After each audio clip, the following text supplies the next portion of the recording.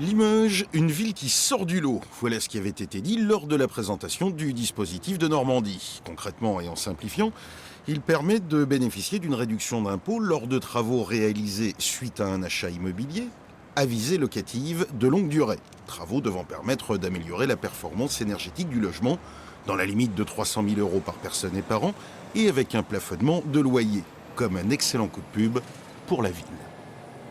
Ce dispositif suscite de l'intérêt, on est beaucoup questionné, si vous voulez, interrogé. On a pas mal de clients, si vous voulez, qui sont prêts, si vous voulez, qui montent leur projet. Il y a quand même une petite lourdeur dans le projet. Mais c'est vrai que pour Limoges, c'est quand même une très belle aubaine. Il faut savoir qu'à peu près 2/3 des Limogeaux sont locataires en fait.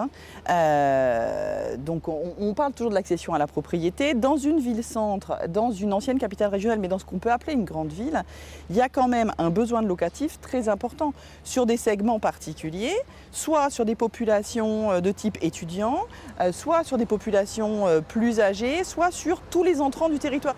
Un dispositif attractif et utile donc, mais qui n'a pour l'instant, hormis sur la deuxième phase d'un projet Place du Présidial, pas encore trouvé d'application concrète sur Limoges. On n'a pas ressenti de regain de vente de l'eau qui pouvait être problématique à une époque grâce à ce dispositif-là. Alors c'est peut-être parce que la clientèle concernée n'est pas celle qui est venue nous voir, mais en l'occurrence chez nous, personnellement, je ne peux pas dire que le dispositif de Normandie était quelque chose. Quand on l'évoque, c'est nous qui l'évoquons, pas le client, quoi. Il faut dire, les décrets d'application datant du mois de mars ont renforcé les contraintes du dispositif, mais plus encore, son périmètre d'application n'est pas encore formellement défini.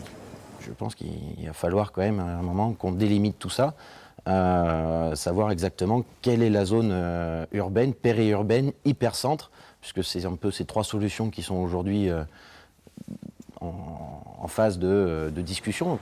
La ville table évidemment sur la zone la plus large possible et n'espère pas que des investisseurs locaux. C'est pourquoi elle fréquente assidûment les salons comme celui de Lyon récemment pour faire sa promotion.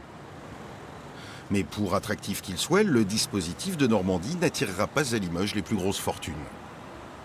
Ça reste un dispositif malgré tout intéressant. Effectivement, ça va peut-être pas faire venir les très gros investisseurs type footballeurs ou PDG du CAC 40, mais malgré tout, ça peut intéresser tout un panel d'investisseurs qui aujourd'hui, Bordeaux c'est trop cher, Paris est trop cher, Lyon est trop cher, et qui vont chercher malgré tout une rentabilité.